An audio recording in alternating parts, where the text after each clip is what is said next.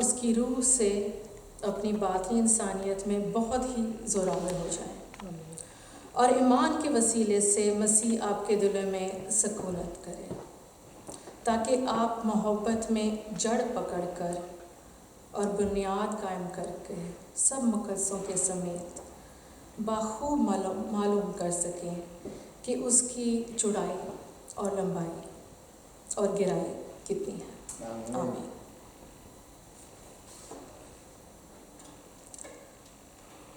اگر ہم اسرائیل کی جو ہسٹری ہے اس کو اسٹڈی کریں تو داؤد کے سوائے ہمیں کوئی ایسا بادشاہ نہیں ملے گا جس کو خداوند نے اپنے دل کے مطابق چنا ہو، اور اس بات میں کوئی شک نہیں ہے کہ سلیمان کو خداوند نے بہت زیادہ وزڈم سے نوازا، مگر اس کی جو وزڈم تھی اسے گناہ میں بڑھنے سے نہ بچا سکی، اور وہ پہلا بادشاہ بنا جس نے اپنی بیویوں کو جو غیر قوموں میں سے تھیں، جنہوں نے غیر معبودوں کو مطلب کہ دوسرے ملک کے دیوی اور دیوتاؤں کو انٹروڈیوس اسرائیل میں کیا، اور یہوہ ادونائی کے ساتھ ساتھ ان کی بھی پوجا کرنے لگے، اور سلیمان کی اسی گناہ کی وجہ سے اسرائیل جو ہے وہ دو حصوں میں بٹ گئی، ایک حصہ یہودا اور ایک حصہ اسرائیل۔ یہودا کا جو پہلا بادشاہ تھا سلیمان کے بعد، اس کا نام رہوبام تھا، اور اسرائیل کا جو پہلا بادشاہ تھا اس کا نام یروبام تھا۔ اور ان بادشاہ کو ملا کے دونوں جو سلطنت ہے، کنگڈمز ہے، میری کوشش ہے کیونکہ ہمارے جوان جو ہیں بہت بھاری اردو کے لفظ نہیں سمجھ سکتے، تو میں ساتھ ساتھ تھوڑے انگلش میں بھی بتاتی جاؤں گی۔ سلطنت کو کنگڈمز کہتے ہیں۔ تو پہلی اسیری تک جو کہ دانیل کے زمانے میں شروع ہوئی، تو کل ملا کے سلیمان سے پہلی اسیری تک جو ہے 19 بادشاہ جو ہیں دونوں کنگڈمز میں، سلطنت میں جو ہیں وہ رہے ہیں۔ یہودا کے بادشاہوں میں پھر بھی 19 میں سے 5 ایسے بادشاہ تھے جو کہ خداوند کے ساتھ چلتے رہے، خداوند سے پیار کرتے تھے اور اس کے ساتھ آگے بڑھتے رہے، مگر اسرائیل میں کوئی ایسا بادشاہ نہیں گزرا، بلکہ 19 کے 19 جو تھے وہ یہوہ کی پرستش سے گر گئے، اور انہوں نے غیر معبودوں کی پرستش کرنے لگ پڑی، پیروی کرنے لگ پڑے ان کی۔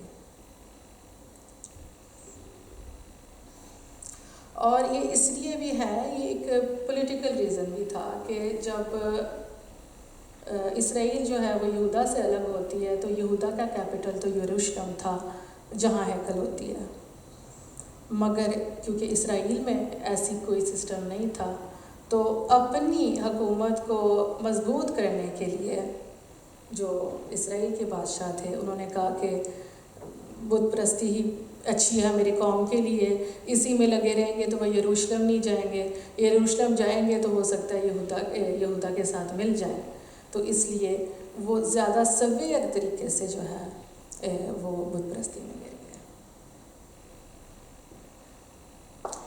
تو مطلب یہ کہ میں یہ نہیں کہنا چاہتی کہ بالکل بھی اسرائیل میں خدا کی پرستش اور پوجا عبادت نہیں ہوتی تھی، مگر ہیکل جا کے نہیں ہوتی تھی۔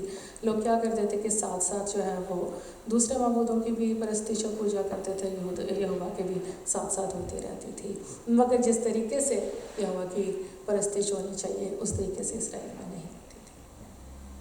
تو اب ہم آ جاتے ہیں اب اخیب کے بادشاہ کے زمانے میں،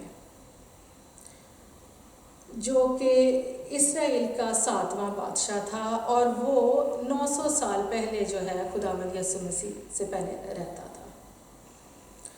اور اب اخیب نے کیا کیا کہ اپنی حکومت کو، اپنی کنگڈم کو اسٹرانگ کرنے کے لیے، مضبوط کرنے کے لیے ایزبل سے شادی کی، جو کہ سیدانیوں کے بادشاہ اتبال کی بیٹی تھی۔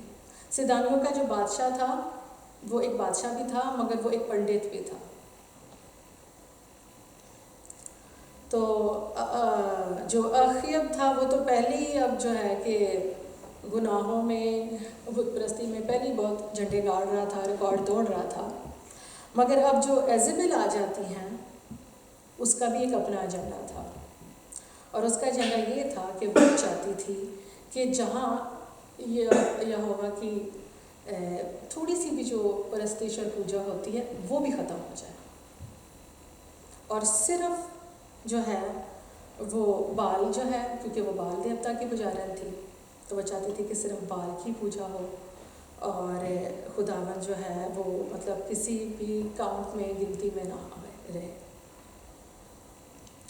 سو ان دونوں کا جو اسرائیل کا جو اس وقت کیپٹل تھا وہ سامریا تھا، تو انہوں نے سامریا میں ایک بہت شاندار ہیکل بنائی بال کے نام، اور بال کی جو ماتا تھی، جو ماں تھی، اس کا نام یسیرت تھا، اور اس کو بھی ساتھ پوجا جاتا تھا، اور جگہ جگہ اونچے مقام بنائے گئے ان دونوں ڈائٹیز کے لیے، اور یسیرت کے پیڑ ہوتے تھے جن کے جا کے وہ وہاں پوجا کرتے تھے، تو اس کے پیڑ بھی بن گئے جگہ جگہ اسرائیل میں۔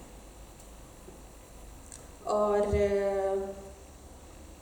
جو سب سے جو جب لوگ اسرائیل پڑ گئے ان کی پرستش کرنے میں ڈائٹیز کی، تو وہ بہت مورل سے گر گئے اور مورل لیس ایکٹیویٹیز کرنے لگ پڑے، جس میں کہ ان کی پوجا کا ایک جو مین کام ہوتا تھا وہ ہیکل میں جا کے پروسٹیٹیوشن کرنا تھا، تو ہیکل میں پروسٹیٹیوٹس ہوتی تھی جہاں سے لوگ جا کے تو ان کے ساتھ بدی کرتے تھے، اور اس کو پوجا کہا جاتا تھا۔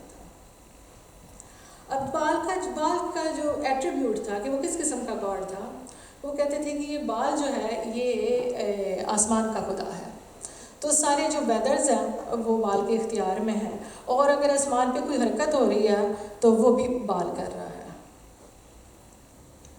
تو اسی لیے خدا نے ایلیا تشبی جو ہے اس کو اخیب کے پاس بھیجا اور کہا، خداوند اسرائیل کے خدا کی حیات کی قسم جس کے سامنے میں کھڑا ہوں، ان برسوں میں می نہ یا اوس نہیں برسے گا جب تک میں نہ کہوں۔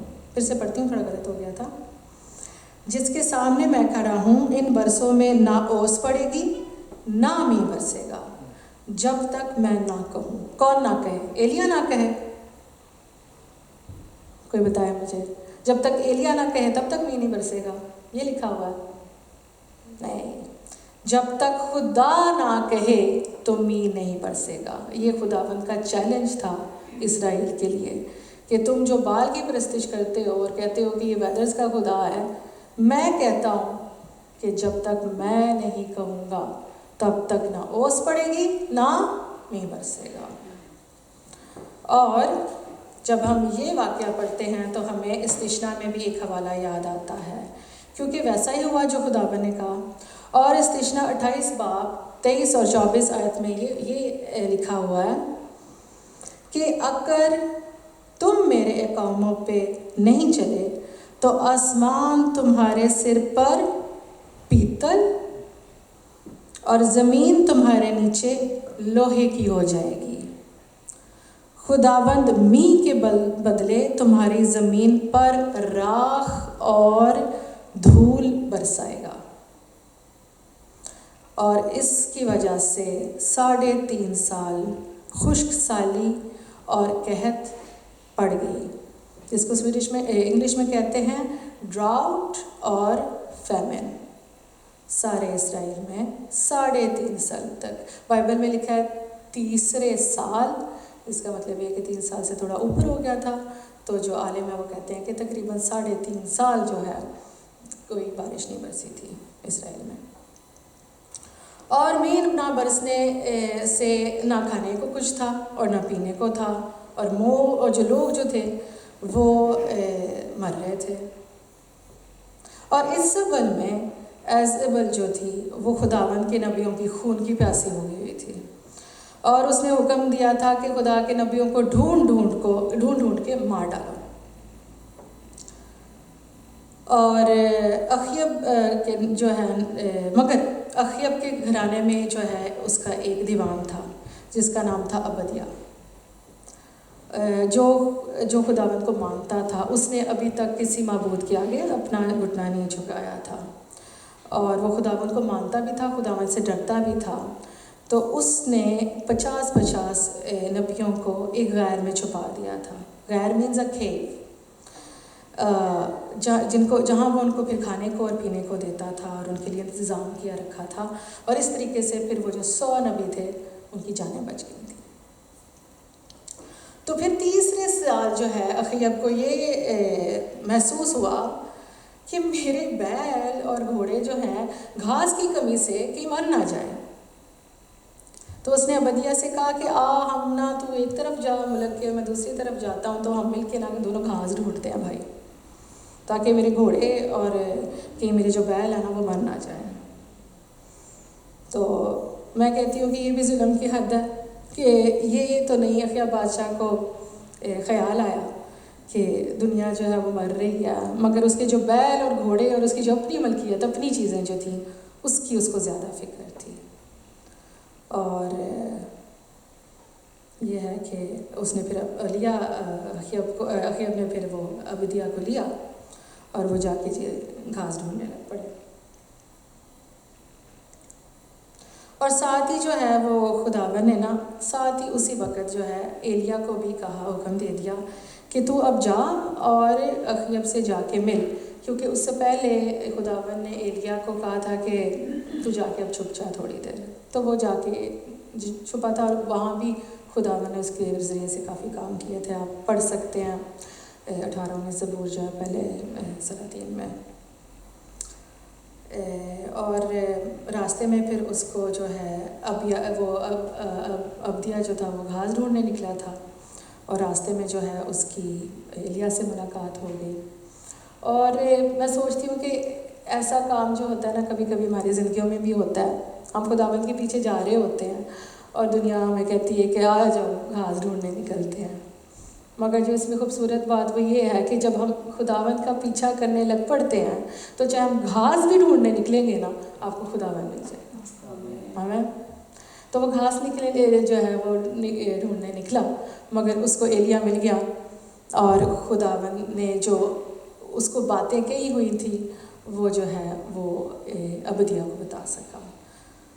تو عبدیہ نے جو ہے پھر اسے اخیب کو جا کے کہا کہ مجھے ایلیا مل گیا تو وہ آپ سے ملنا چاہتا ہے، اور اس نے کہا کہ میری ملاقات کے لیے آؤ. تو راستے میں اخیب جب جا رہا ہے تو ایلیا جو ہے اس کے پاس سامنے چلتا آ رہا ہے.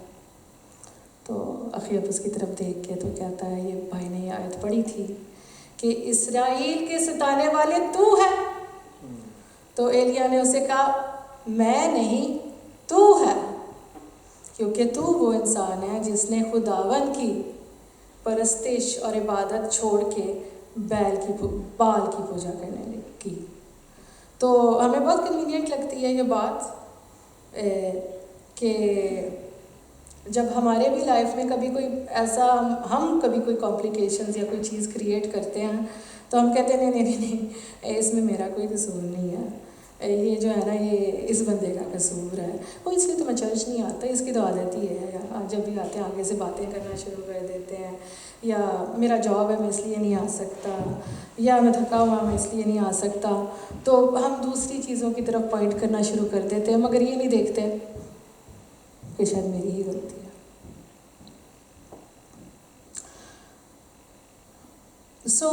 ایلیا نے اخیب کو کہا کہ جا ایک بندہ بھیج اور سارے اسرائیل کو جمع کر، اور ساتھ ساتھ جو ہے نا بال کے جو 450 نبی ہیں اور یسیرت کے بھی جو 450 نبی ہیں ان کو بھی ساتھ لے آنا. اور یہ وہ نبی تھے جن کا پورا خرچہ 900 بندہ جو ہے ان کا خرچہ جو ہے ایزبل اور اخیب جو ہے خود دیا کرتے تھے، اور ان کو مطلب ان کی جو ہے نا سیلریز وہ کنگڈم سے ملتی تھی. اور اس نے کہا کہ ان سب لوگوں کو تو نے اکٹھا کرنا ہے، ماؤنٹ کیرمل کے اوپر بلانا ہے، کارمل جو ہے اس کے اوپر بلانا ہے. اور عالم کہتے ہیں کہ یہ جو کو کرمل ہے جس کو ماؤنٹ کارمل کہتے ہیں، اس میں 2000 کیوز تھیں، غاریں تھیں، اور یہ سوچا جاتا ہے کہ یہ ان میں سے ہی کوئی ایسی کیو تھی جس میں کہ ابدیہ نے وہ 100 جو نبی ہیں ان کو چھپائے رکھا ہوا تھا۔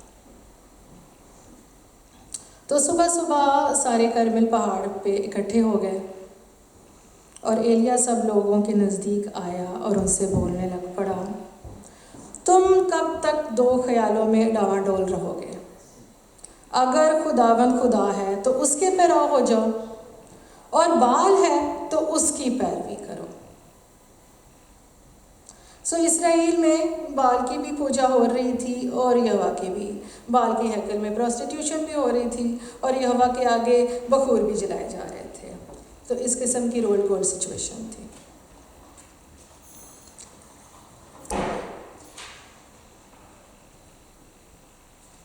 اور جب یہ بات الفاظ جو ہیں اسرائیل سے ایلیا نے کہے تو کوئی بھی ایسا بندہ نہیں تھا جو آگے سے جواب دینے کی ہمت کر سکتا ہے۔ سو ایلیا نے بال کے نبیوں کو پھر ایک چیلنج کیا۔ اس نے کہا 2 بیل لے کے آؤ اور ان کو 2 بیل لے کے آؤ، آپ ایک چنو، اس کو کیا کہتے ہیں لکڑیوں کا انتظام کرو، بیل جو ہے اس کے حصے کرو اور کیا کہتے ہیں بیل کو اس کے اوپر رکھو، اور جو خدا جو ہے وہ آگ سے جواب دے گا وہی سچا خدا ہوگا۔ تو وہی جو خدا ہے، مطلب وہی جو خدا ہے وہ صحیح سچا خدا ٹھہرایا جائے گا۔ اور یہ جو آئیڈیا تھا یہ لوگوں کو اچھا لگا، تو اس نے کہا یہ بات تو صحیح کرتا ہے، جیسے بھائی نے پڑھی تھی کلام میں۔ تو انہوں نے کہا جی کہ جو ایلیا تھا اس نے کہا کہ کیونکہ تم لوگ میرے سے زیادہ ہو، میں اکیلا ہوں۔ اس وقت اس جگہ پہ وہ صرف اکیلا نبی رہ گیا ہوا تھا۔ اس نے کہا کہ میں اکیلا ہوں، تم زیادہ ہو، تو چلو میں تمہیں یہ چوائس دیتا ہوں کہ تم پہلے خود ہی دیکھ کے نا جو اچھا سا بیل ہے اس کو چن لو۔ تو انہوں نے ویسے ہی کیا جیسے ایلیا نے کہا تھا۔ انہوں نے بیل چنا، اس کے اچھے اچھے پیسز کیے، لکڑیاں اکٹھی کی، ان کے تو پہلے ہی بڑے اچھے خوبصورت سے مذبے بنے ہوئے تھے۔ ایک اچھا سا مذبح بال کا انہوں نے چنا، اس کے اوپر لکڑیاں دھری، اوپر بیل کو رکھا، تو پوجا کرنا شروع ہو گئے۔ سو جی صبح سے لے کے دوپہر تک وہ آواز مار رہے ہیں اور کہہ رہے ہیں اے بال، اے بال، ہماری سن، ہماری سن۔ مگر لکھا ہے کہ کوئی جواب نہیں آیا۔ سو دوپہر سے شام ہونے کو آئی تو ایلیا بھی تھک گیا تھا، اس نے مذاق کرنا شروع کر دیا ان کو۔ تو کہتا ہے ذرا اونچی چلاؤ، وہ تو خدا ہے، ہو سکتا ہے کسی سوچ میں پڑا ہے، شاید بیزی ہے کسی کام میں، اور ہو سکتا ہے کہ یا تو کسی ٹرپ پہ چلا گیا ہو، یا یہ بھی ہو سکتا ہے سو رہا۔ اونچی اونچی چلاؤ، اٹھ جائے۔ اب یہ سن کے بیچارے جو ہے اور جوش میں آنے لگ پڑے۔ اور ان کے ٹریڈیشن میں یہ بھی بات تھی کہ جب وہ جوش میں آتے تھے نا تو وہ اپنے آپ کو نا چھریوں سے گھائل کرنا شروع کرے تھے۔ ہم نے پاکستان میں بھی دیکھا ہے کہ ہمارے جو شیعہ برادران ہیں وہ بھی اپنے آپ کو چھریاں مارتے ہیں۔ تو ایسے جناب وہ اپنے آپ کو چھریوں سے، اسپیئرز جو ہے نا، نیزہ کہتے ہیں، اسپیئرز کے ساتھ وہ اپنے آپ کو گھائل کرنا شروع کر دیا انہوں نے۔ تو انہوں نے سوچا کہ شاید، کیونکہ ان کی ریلیجن میں یہ تھا کہ شاید آپ خون بہانے سے، اپنے آپ کو مصیبت بچانے سے شاید ہم بال کو امپریس کر دیں اور وہ زمین سے آگ بھیج دیں اور ہماری جو سوختنی قربانی ہے جو وہ قبول ہو جائے۔ پر ایسا کچھ بھی نہ ہوا، کوئی آگ نہیں، آگ کے کیا کوئی چنگاری بھی نہیں کی ہوئی اور کوئی آواز بھی نہیں آئی، کوئی جواب بھی نہیں دے رہا، اور اس کرتے کرتے وہ شام ہو گئی۔ اب شام ہو گئی تو بیچارے پھر اب اور کچھ نہیں رہا تو انہوں نے نبوتیں کرنی شروع کر دی، کہتے ہیں کہ میں نبوت کرتا ہوں ابھی آگ آئے گی۔ دوسرے نے کہا نہیں میں نبوت کرتا ہوں ابھی آگ آئے گی۔ تو بیچارے نبوتیں کرتے رہے مگر کوئی آگ نہیں آئی اور کسی بال نے جواب نہیں دیا۔ سو آسمان کا جو بادشاہ تھا جس کے کہنے پہ مینہ برستے ویدر چینج ہوتے، اس نے اپنے پیروکاروں کو کوئی جواب نہیں دیا۔ تب ایلیا نے سارے لوگوں کو اپنے پاس بلایا۔ کوکر مل پہ ایک کونے میں کی ٹوٹا پھوٹا بڑا مذبح تھا جو یہوہ کے نام کا تھا۔ اس نے پہلے اس کو لیا، وہاں گیا، اس کی ریپریشن کی۔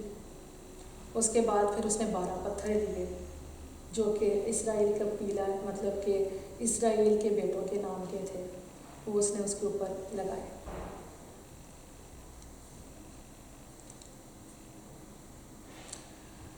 اور پھر اس نے ایسا کیا کہ جو مذبح بن گیا تھا اس کے ارد گرد اس نے ایک کافی گہری کھائی ہوتی ہے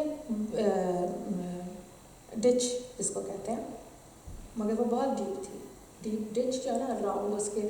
آپ کو یاد ہے بچپن میں جب ہم بنایا کرتے تھے سینڈ کیسلز تو ان کے سائڈوں پہ ڈچ کر کے تو بیچ میں پھر پانی ڈالا کرتے تھے، مگر اس سے نہیں گہری اس نے وہ ڈچ بنایا۔ اور پھر اس نے کچھ لوگوں کو کہا کہ اب ایسا کرو 4 بڑے مٹکے جو ہے نا پانی کے لاؤ، کیونکہ اس نے جو تھی وہ سوکھتی قربانی تھی، شام کا وقت تھا، اس نے وہ بھی پریپیئر کی، تو اس نے اس کے اوپر لکڑیاں رکھی، پھر اس کے اوپر اس نے بھی بیل کو کاٹ کے رکھا، تو کہا اب اس کے اوپر نا 4 مٹکے بھرو۔ پھر اس نے کہا 4 اور گراؤ مٹکے پانی کے اس کے اوپر، پھر اس نے تیسری دفعہ کہا 4 اور کرو، اور پھر جو سائڈ پہ کھائی تھی ڈچ اس کو کہا اس کو بھی پانی سے بھر دو۔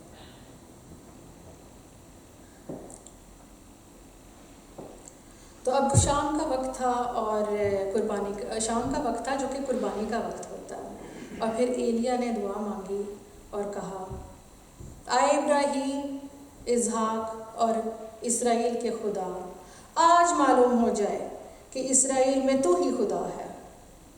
اور آگے سے کہا کہ میری سن اے خداوند، میری سن، تاکہ یہ لوگ جان جائیں کہ خداوند تو ہی خدا ہے اور تو نے پھر سے ان کے دلوں کو موڑا ہے۔ اور کچھ ہی دیر میں خداوند کی آگ جو ہے وہ آسمان سے نازل ہوئی، اور کیا سوکھتی قربانی، کیا پانی، کیا پتھر، کیا لکڑیاں، کوئی چیز بھی نہیں، ہر چیز جو تھی وہ خداوند کی آگ سے بھسم ہو گئی۔ ہلیلویا، ہلیلویا۔ اور لوگوں نے جب یہ دیکھا تو پھر انہوں نے کہنے لگے خدا ہی خدا ہے، کیونکہ انہوں نے یہ سائن دیکھا تھا۔ اور پھر نے جو ایلیا تھا اس نے یہ حکم دیا کہ بال کے اب سارے نبیوں کو پکڑو اور ان کو ہلاک کر دو، تو انہوں نے جا کے سارے بال کے جو نبی تھے ان کو مار ڈالا تھا۔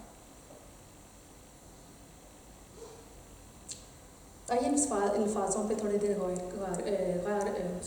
کریں۔ تم کب تک 2 خیالوں میں ڈاواں ڈول رہو گے؟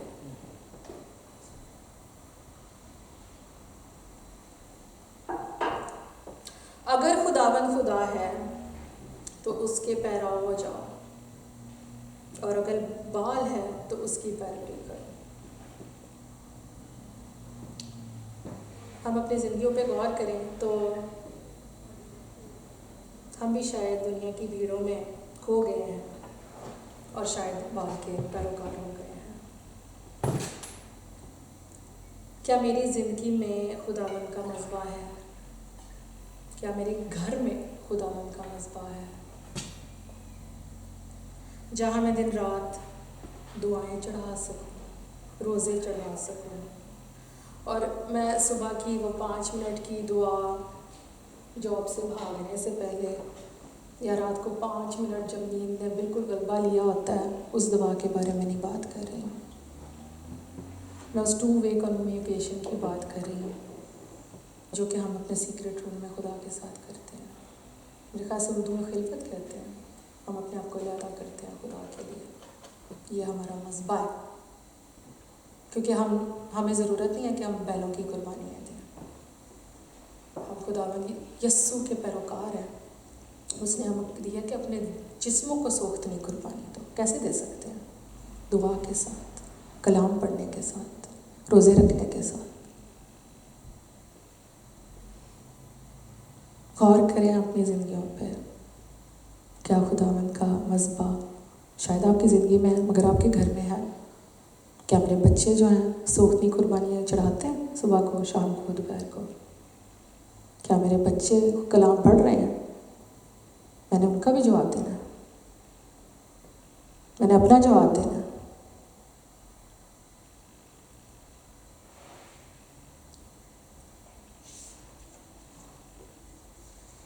زندگی میں دعا و کلام بہت ضرورت ہے. اور یہ نہیں کہ ہم صرف سینٹا کلاس کی طرح خداوند کو اپنی لسٹیں دیتے رہیں. آلو جی آ میری لسٹ ہے، اب پڑھ لو، تو جدو دل کرے گا تو دے دیو. نہیں، خداوند جو ہے وہ انتظار کرتا ہے. ہماری سیکرٹ پلیس میں، ہماری خلوت کی جگہ میں وہ پہلے موجود ہو کے ہمارا انتظار کر رہا ہوتا ہے. وہ چاہتا ہے کہ ون وے کمیونیکیشن نہ ہو، ٹو وے کمیونیکیشن ہوئے.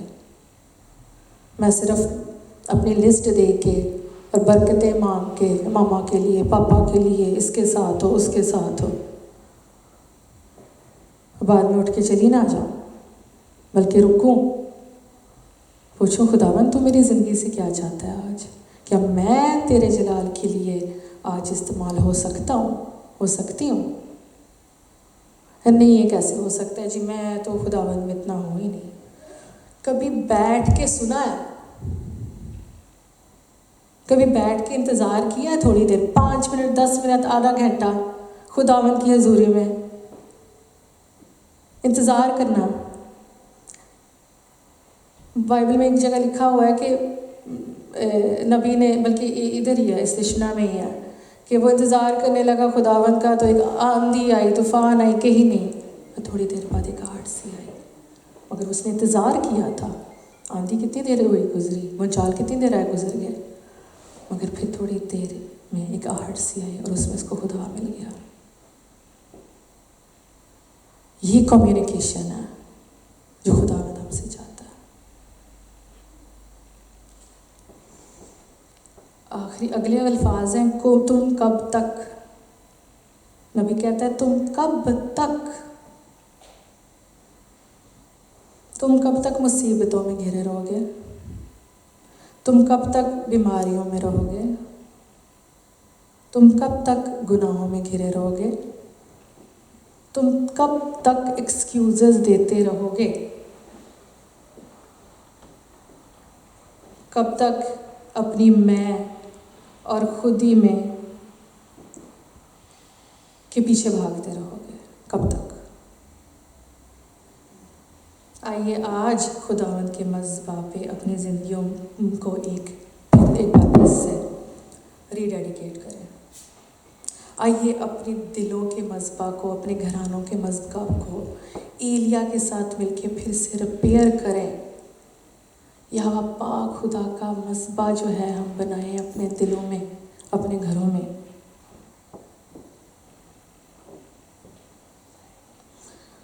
اور یہ جو دو خیالوں کی جن میں ہم ہر وقت بٹے رہتے ہیں، جاب پہ جاؤں یا خدا کے گھر میں جاؤں، سو جاؤں یا دعا کروں، تھوڑی دیر اسنیپ چیٹ دیکھ لوں یا بائبل پڑھ لوں. آپشن اتنا مشکل نہیں ہے، بس دل کو پھیرنے کی بات ہے، ایک بولڈ ڈیسیجن لینے کی بات ہے. اتنا مشکل نہیں ہے. جتنا بڑا جتنی بڑی قربانی اتنی بڑی بلیسنگ، جتنی بڑی قربانی اتنی بڑی بلیسنگ. اب یسوع واقعی سینٹا کلاس نہیں ہے. کوئی اپنا آپ کبھی پیش کر کے دکھائیں، 10 منٹ کے بعد گھنٹہ لگا کے دکھائیں، گھنٹے کے بجائے 2 گھنٹے لگا کے دکھائیں. خداوند کسی کا نا احسان نہیں رکھتا. خداوند کو دیں گے تو وہ جھولیاں بھر بھر واپس دے گا.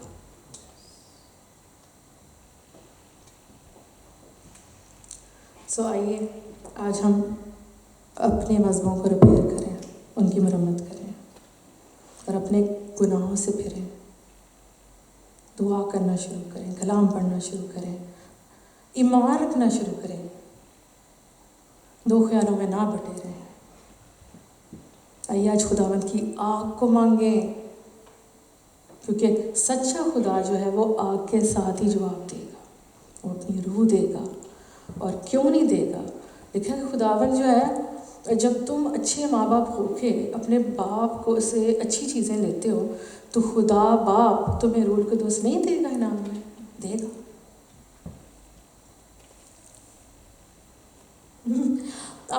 میں سوچ رہی تھی یہ سارا کچھ پڑھ کے کہ اس سارے میں بال کہاں تھا؟ یہ بال کو اتنی دیر پال رہے تھے، کہیں نہ کہیں تو بال ہوگا نا۔ تو میں بتاتی ہوں آپ کو بال کہاں تھا۔ وہ چھپ گیا تھا، کیونکہ کلام میں لکھا ہے پہلے یوحنا 4:4 میں، کیونکہ جو تم میں ہے وہ اس سے بڑا ہے جو دنیا میں ہے۔ جب ایک بندہ خداوند کے لیے کھڑا ہوتا ہے نا، ایلیا نے کہا میں اکیلا نبی کھڑا ہوں۔ وہ بال جو دیوتا تھا پورے اسرائیل پہ اور پتہ نہیں کون کون سے ملکوں پہ حکومت کرتا تھا، ایک ایلیا کافی تھا بال کو ڈرانے کے لیے، ایک اولیور کافی ہے بال کو ڈرانے کے لیے، ایک پٹریشا کافی ہے، ایک راہل کافی، ایک سنجے کافی ہے، ایک مونیکا، ایک منیا کافی ہے، ایک ایگنس کافی، ایک چندا کافی ہے، ایک نادیا کافی، ایک رانی کافی ہے، ایک آئزک کافی ہے۔ ایک کافی ہے، ایک تو کھڑا ہو کے دکھائے۔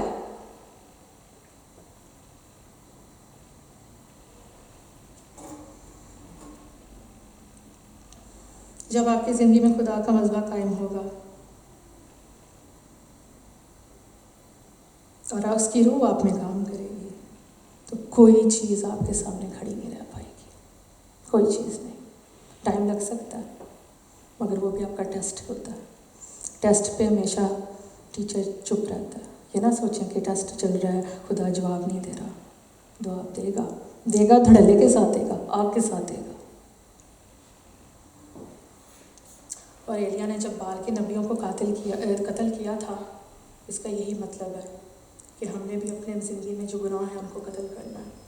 جو جو چیزیں ہمیں خدا کے مذبح پہ آنے سے روکتی ہیں ان کو ہم نے قتل کرنا ہے۔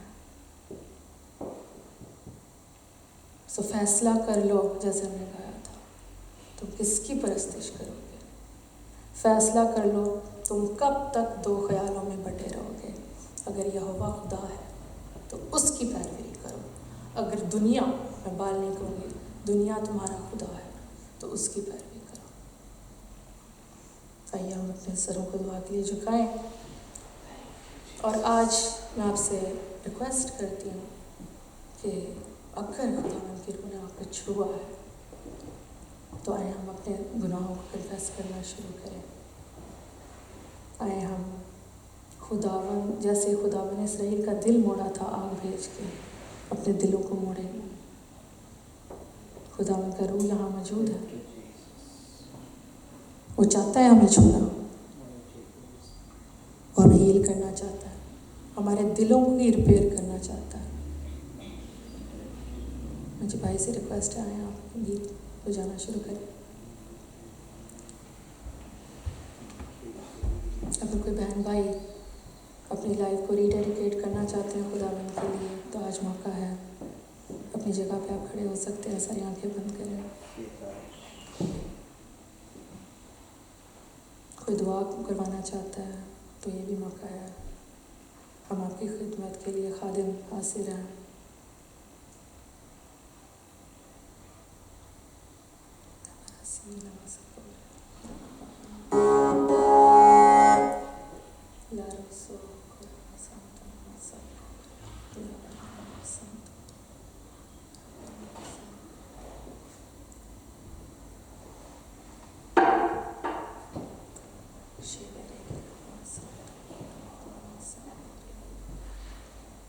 بہن بھائی جو گھروں میں دیکھ رہے ہیں، اگر آپ کو خداوند کے کلام نے چھوا ہے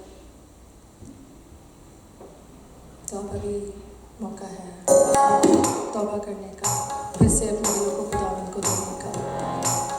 اور خداوند کا روح موجود ہے، اگر آپ کہیں کمزور فیل کرتے ہیں، بیمار فیل کرتے ہیں تو ابھی دعا کریں، خداوند ضرور آپ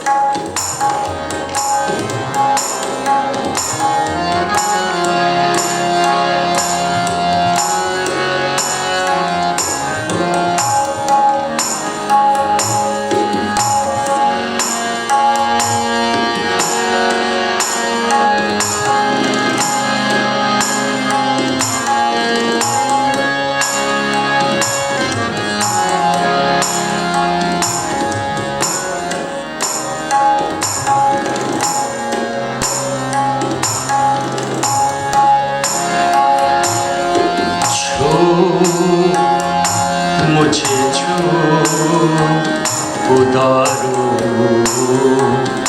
मुझे छूगा ये छू मुझे छू खुदारू मुझे छू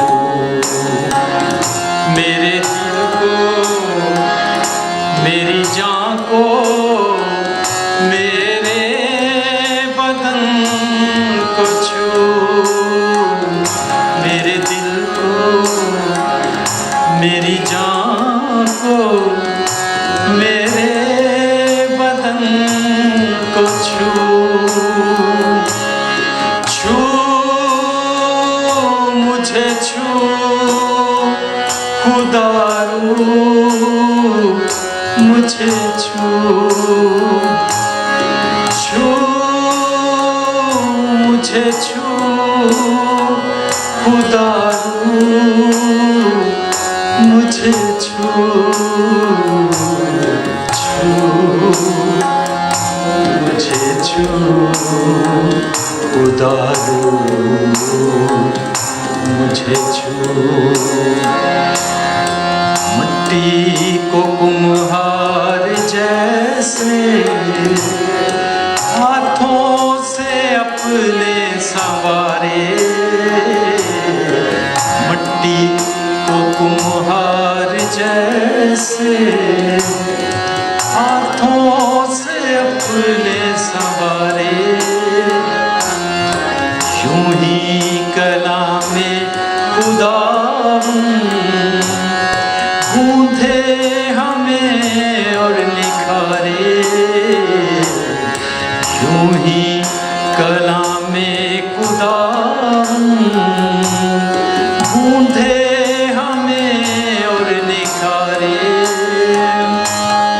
ले मुझे ले खुदारू मुझे ले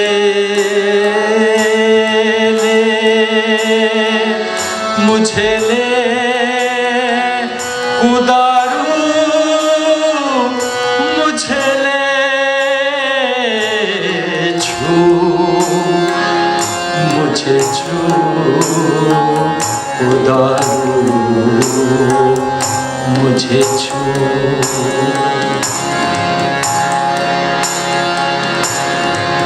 आलूदगी जिस्म जान की रूह की दूर कर दे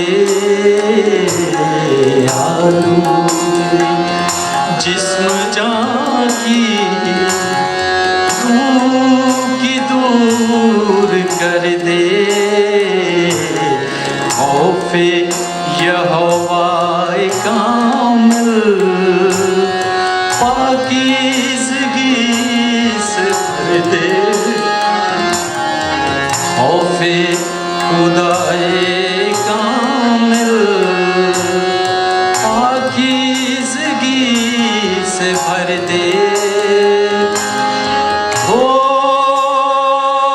मुझे धो खुदारू मुझे धो मुझे धो खुदारू मुझे धो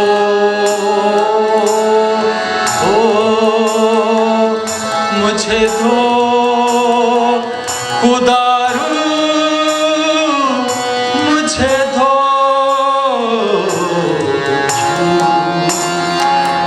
मुझे छू खुदारू मुझे छू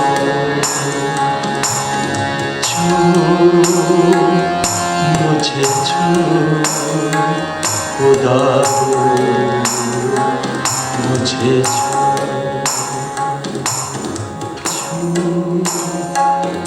मुझे छू